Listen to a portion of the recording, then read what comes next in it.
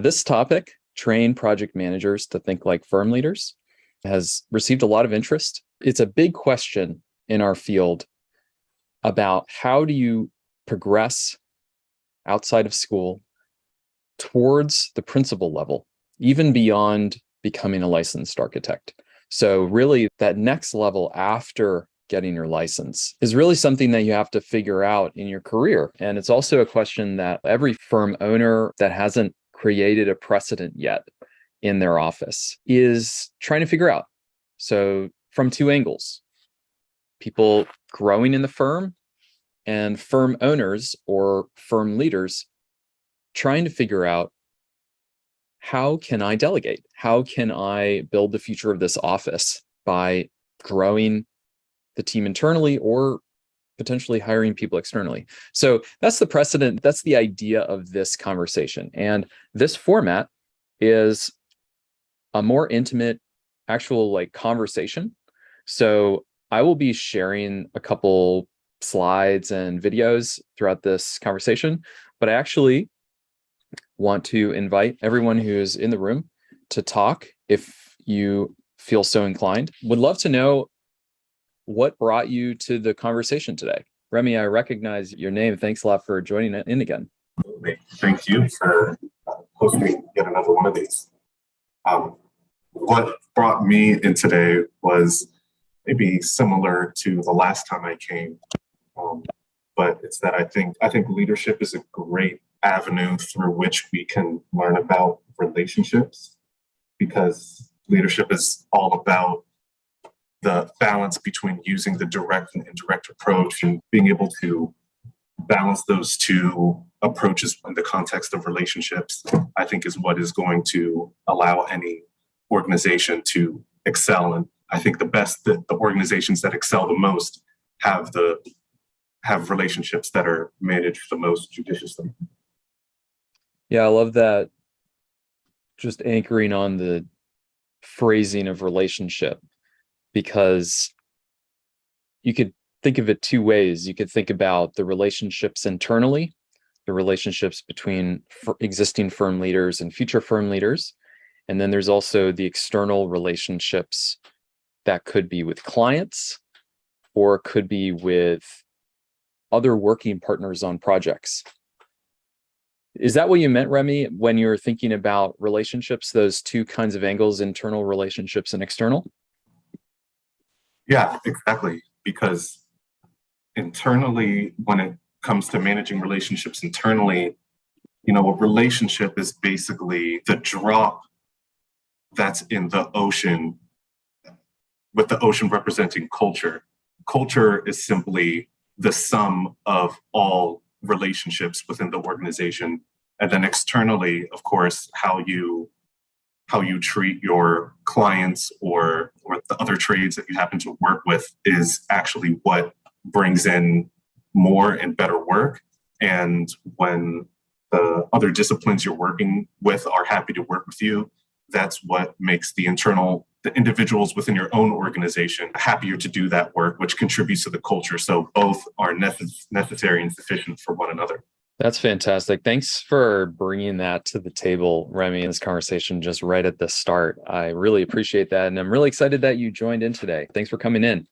Those of you that have not joined this before, I'd love to hear what brought you into this conversation. What angle are you coming at this from? Are you coming at this from the perspective of a firm leader who is trying to develop future firm leaders and better delegate and better build the future of your practice? Or are you coming to this conversation as an aspiring firm leader or as a future firm leader who is trying to understand what are those missing pieces at that higher level, at that more strategic level, that you could start building yourself or become more aligned with your leadership team so that you could start to fill in some of those gaps? So I'd love to hear from the room some other perspectives on what angle you're coming to this conversation from. Hey, Chris, this is Milo Rivera. We're an office out here in Palm Springs, small office, 7 people. And I'm coming from the point of the transition of becoming a firm leader and just trying to essentially up my knowledge and trying to figure out how to delegate better, how to manage a little better or lead by example. And those are the little things that I'm trying to figure out. I think I have a pretty good grasp. Been with the firm for 9 years and we're almost from the inception and it just seemed naturally, but trying to again learn as much as possible. Thanks for adding that. So when you think about a scenario that you're working on right now in your office to do that delegation and do that leading by example, what is a facet of practice that comes to mind? Is it how to manage your week? Is it how to do this specific thing during this specific phase on this specific project? I'd love to know more about what comes to mind for you in terms of something that you'd like to help elevate some of your team members to do in a better way because of how you're leading by example. I'd love to hear what that kind of scenario might be. Yeah, two things come to mind, which are the biggest one, I think, is definitely how to manage your time. I think that's a big one, how to schedule and the anticipation. So the way we've worked is we kind of have a calendar alignment, which we set aside like certain goals and tasks and trying to show and manage people and show them how we do it and the little tricks and tips. And the other one is trying to help others grow at the same time. Like the big part of this is like mentoring and being able to share what I'm doing and how I do it. And that's a goal to try to bring everyone up. And those are the two things that really come to mind. It's like how do I help better each individual that's under my wing right now? And how do I right now I have two that are going through the ARE process that I want to mentor and share the knowledge I've had going through those exams. And then again, the same aspect of how I plan my week and how I can help better them to be more efficient or just subtleties in the planning and thinking ahead for projects that they're managing as well. Yeah, how many projects are under your wing in your team? Right now, I have about 8 under my wing. Collectively, we're probably in 20. So there's a half and half and of a share of kind of two other firm leaders. It sounds like if it's a 20 project office with a 7-person firm, it seems like you're doing projects as teams in some Definitely. sense. Yeah. Definitely. We just have to split it up. And the way we've liked to ideally manage this is everyone can manage a project. Everyone can be that project manager for their own project, but there's two that oversee almost everything. But the idea would be that they have the ability to do it. And we want to build that confidence in everyone that they could deliver a project all by themselves, if that makes sense. Yeah, that's great. What a great context setting for this. I really appreciate that. I'm going to move into some of the stuff I wanted to share because there's some things as both you were talking that I think really resonate. And those of you who are in the room who haven't had a chance to talk yet, feel free to chime in as the conversation goes on. I'm going to try to keep this inside of the 30-minute time limit. If we don't get into something this week, go ahead and join next upcoming topics. Today's about training project managers to think like firm leaders, but a lot of these really do relate to each other. I'm going to talk a little bit more about transparency and some ideas around how to think about that time together, as well as some higher level ideas about where to position yourself, how to advocate for yourself. There's other topics that are coming up around building better proposals, increasing the value of your offering as a firm because of how you deliver better client experiences. I'm going to focus on invoicing workflows, fast invoicing workflows later in August. And then in September, I'll be talking about the BIM paradigm, but applied to the business of your architecture firm. A lot of firms are still stuck in essentially a CAD paradigm of practice. Maybe they're working in BIM on their building projects, but they're still working on themselves like a CAD office. And I want to talk through this idea of what would BIM look like if we were using it to look at your own firm, modeling your own practice. And then finally, just in general, designing your architecture business with visual tools. There's always more stuff coming out, and we have an incredible library of programming. So I'm going to jump into this diagram represents the kind of three really important tiers of the office structure in the track of leaving architecture school and heading your way into being a principal level, or whether it be a co-owner or some kind of arrangement at a principal level. You start off as a designer, not a licensed architect right out of school. And it's the first objective, like big milestone objective to wrap your head around. Okay, start off with design, but how do you create this deep understanding of the connection between how tasks roll up to milestones, that roll up to phases, that then roll up to projects as a project manager, as a project architect? The AREs kind of guide you through that and test you on that, but the AREs alone are not sufficient for the practice of creating architectural resolution on a project by project basis by thinking at this level. So just delivering architecture at all. The next question then, as you grow, is this barrier about how you don't have unlimited resources to do this part. Right. So not only do you not have you don't have unlimited resources in terms of the project budget of your client, but your firm also doesn't have unlimited resources.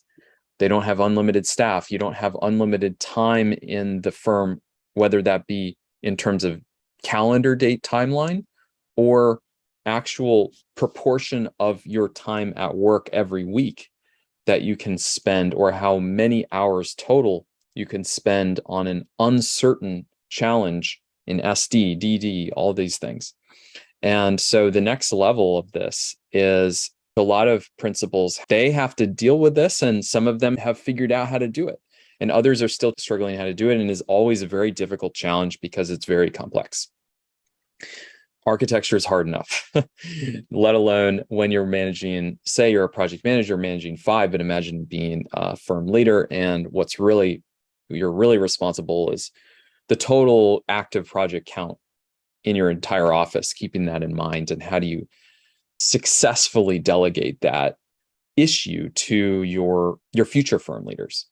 And so this really bubbles up not only in terms of staffing, so staffing people's time, but then also figuring out when to hire, or how many people should be in the firm, who should be in the firm next month, next quarter, in this year. Then the next question that comes in is fees, and the general idea of making a plan with your client around fees, around scope, and then the process of billing for it.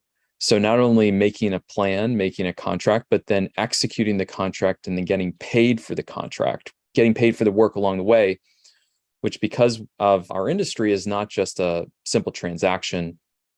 You don't get paid the moment you do the work, because there's a delay of doing work and accumulating work done and then creating an order for that work to be paid for, which is your invoice, and then making sure that invoice does get paid, even though you've granted probably a client some grace period, some like net 30, net 90 grace period. Cash flow starts to become very challenging. So there's a lot of new complexities that add up. And depending on the level of engagement that you have as a designer or as a project manager or project architect, the client to principal relationship is crucial and really the source of new opportunities. And the inventory of opportunity, which is your projects, come from clients and delivering client experiences, client success at a principal level. And then many of you in the room have probably already experienced in your office some degree of delegation in terms of the client relationship.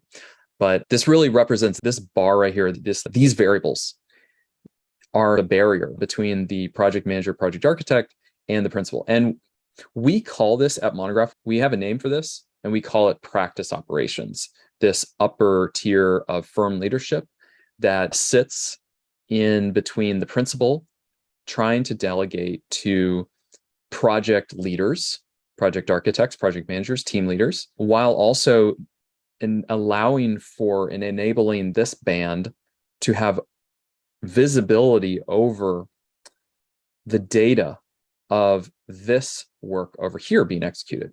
So that's a real like kind of mental model to keep in your head. What we've discovered at Monograph, looking and talking with many firms and trying to figure out where could we make an impact that changes how this industry grows, how careers in this industry can grow more successfully. And to support some of this thinking, I want to share a few clips from conversations we've had with firm leaders. For example, Diana Nicholas and Maya Sharfi. This was a conversation about developing a leadership pipeline in your architecture firm. And here's a nice clip from this where Maya is talking about an issue that she sees that's very common in small to mid-size, even large-scale firms.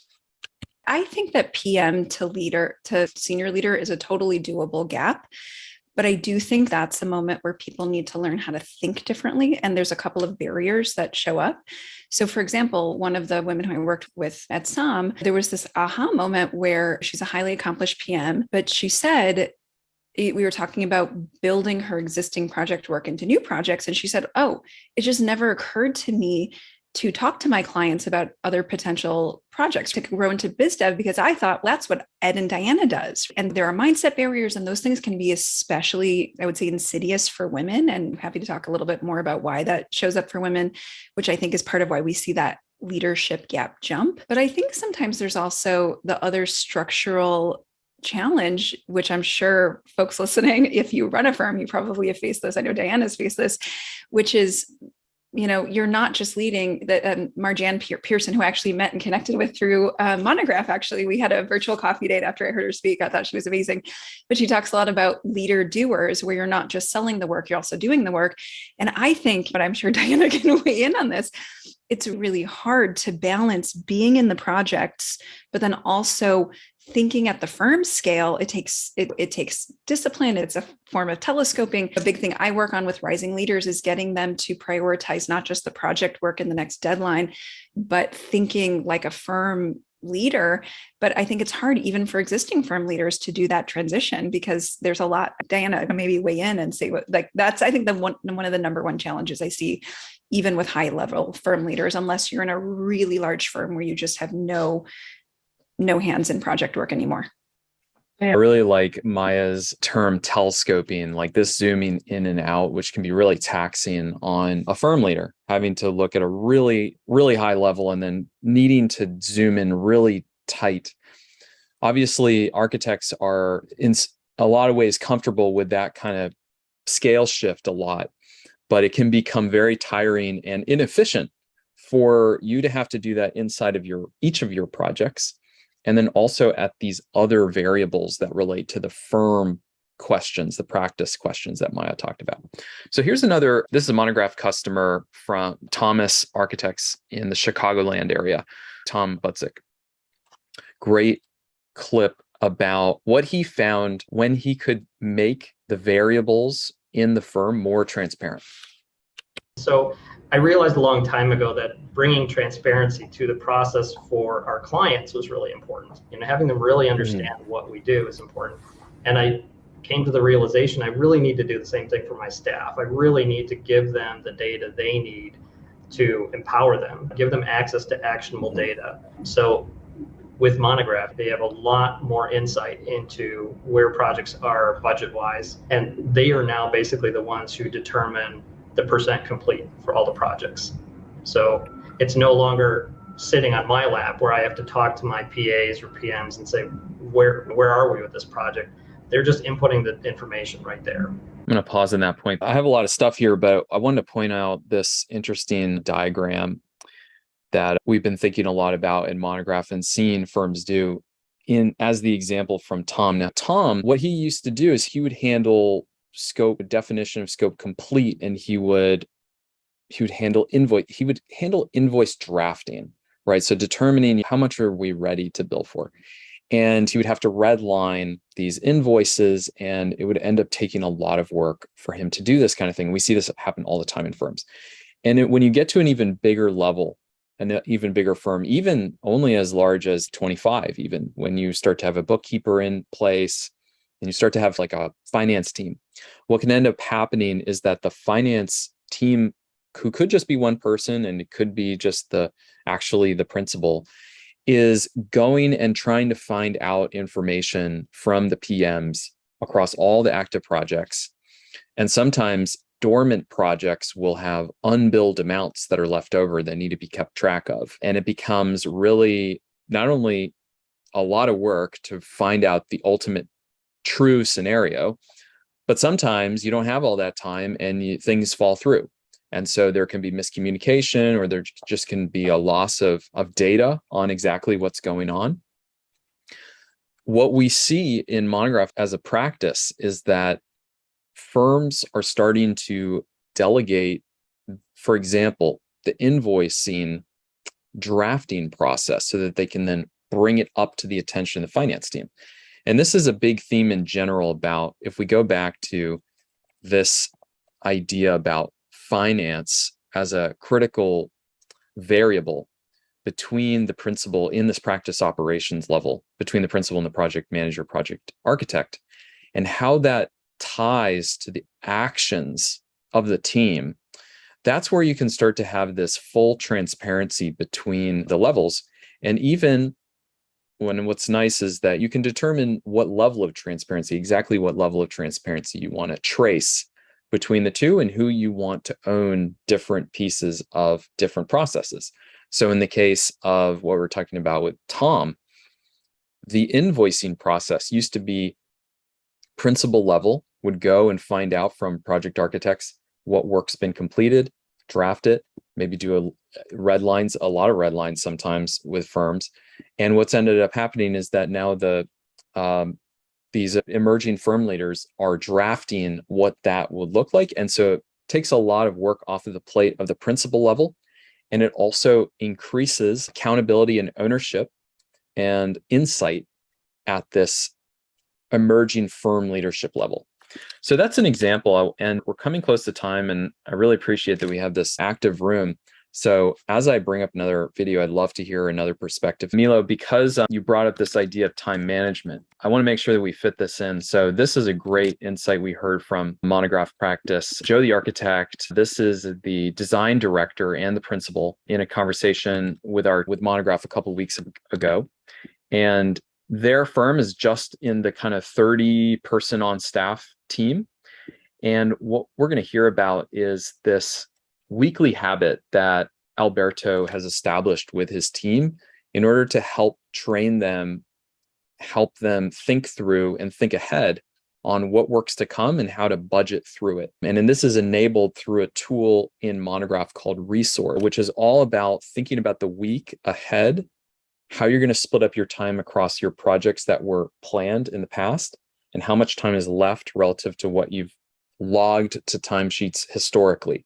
So we'll listen to how Alberto put it, and then this is a summary of that plan if you want to try this out in your practice. Alberto can talk more about it, as he's more day-to-day and week-to-week with scheduling folks, but the resources tab on Monograph has been really helpful for us to start managing how we think about what PMs have in their coming week and the work that they do there. So I don't know, Alberto, if you want to jump in on that.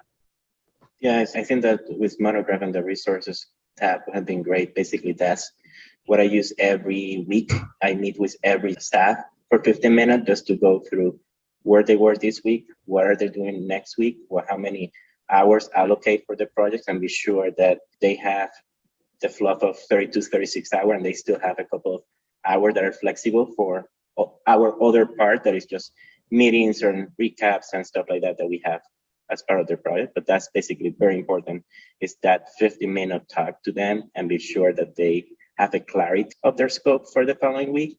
And then they can plan ahead and go to their own calendars and create those production blocks that will help them to develop the work for the following week. So you're thinking ahead. Basically, I think that's one of our big things, always thinking ahead and how to organize your time so we can become more productive at the end. Hey, everybody, we're right at time and I got to jump to another meeting. Appreciate the back and forth, Milo and Remy. And Remy, thanks a lot for joining in a return episode. Everybody, have a great weekend. I really appreciate the time today. I would love to hear what you thought about this conversation.